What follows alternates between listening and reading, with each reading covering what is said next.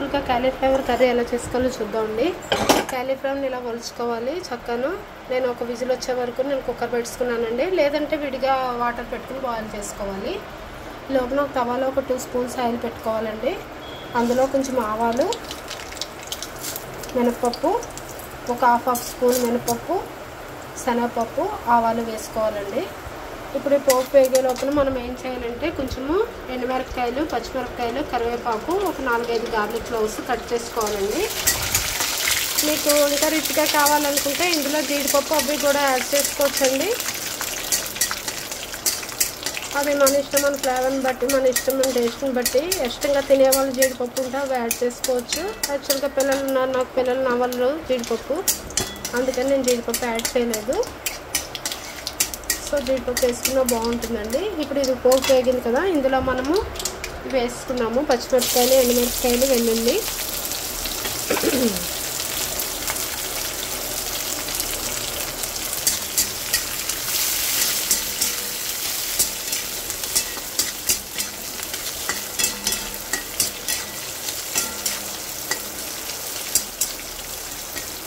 మీ కారాన్ని బట్టే అండి, ఎందుకంటే ఇందులో ఇంకా కారం ఏమీ యాడ్ చేయము కదా. ఈ పచ్చిమిరపకాయలు, ఎండుమిరపకాయలు కారమే దానికి కర్రీకి పడుతుంది. సో అందుకని ఇది వేగనివ్వాలండి బాగాను. ఈ లోపల ఇందులో కొంచెం సాల్ట్ యాడ్ చేసుకుందాం మనం.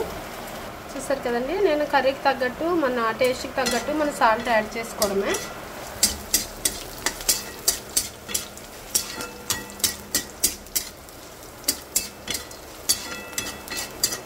మనం కాలీఫ్లవర్ ఒలుచుకుని మనం కుక్కర్ ఒక విజిల్ వచ్చే పెట్టుకుని లోపల మనం గార్లిక్ అది ఒలుచుకుని పోపు వేసుకునే లోపల ప్రెషర్ పోతుందండి. తొందరగా దగ్గర ఒక 10 మినిట్స్లోనే కర్రీ అయిపోతుంది మనకి. 5 to 10 మినిట్స్ లోపలే. చాలా టేస్టీగా ఉంటుందండి, ట్రై చేయండి తప్పకుండా.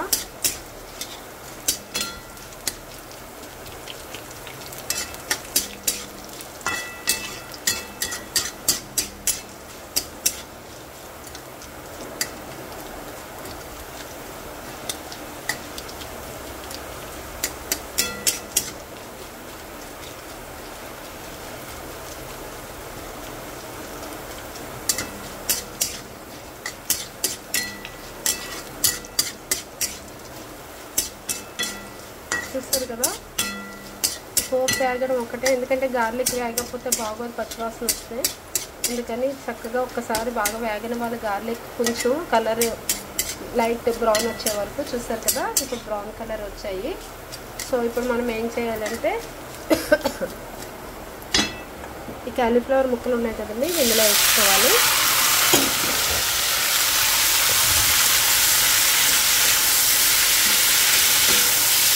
ఇందులో లైట్గా మనం ఫస్ట్ యాడ్ చేసుకున్నామండి.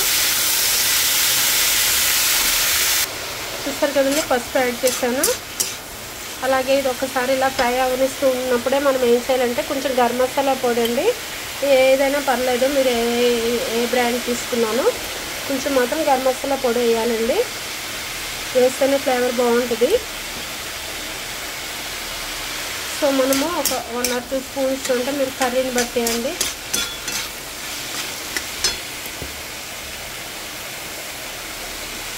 చూస్తారు కదా, అయిపోయింది. ఇంకా లైట్గా ఫ్రై చేసుకుని ఒక్కసారి ఇది వేడెక్కి ఆ పోపు వాసన అంతా ఈ కర్రీకి పెట్టే వరకు ఉంచుకొని తీసుకోవడమేనండి. లెమన్ జ్యూస్ ఇష్టమైన వాళ్ళు లెమన్ జ్యూస్ పిండుకోవచ్చు, లేదంటే ఇలాగే తినేయచ్చండి. కొత్తిమీర వేసుకునే వాళ్ళు కొత్తిమీర కూడా వేసుకోవచ్చు. యాక్చువల్గా నేను కరివేపాకు వేస్తాను కదా, అందుకని ఇంకా కొత్తిమీర వేయట్లేదు. సో ఇలాగ ఇంకా తినేయగలండి డైరెక్ట్గా. Thank you for watching. Like చేయడం మాత్రం మర్చిపోతే. చూసారు కదా, ఎమ్మీ కాలీఫ్లవర్ కర్రీ రెడీ అయిపోయింది. Thank you. చూసారు కదా, ఎమ్మీగా ఉంది. థ్యాంక్ యూ అండి. Thank you for watching. Emmy. Wow.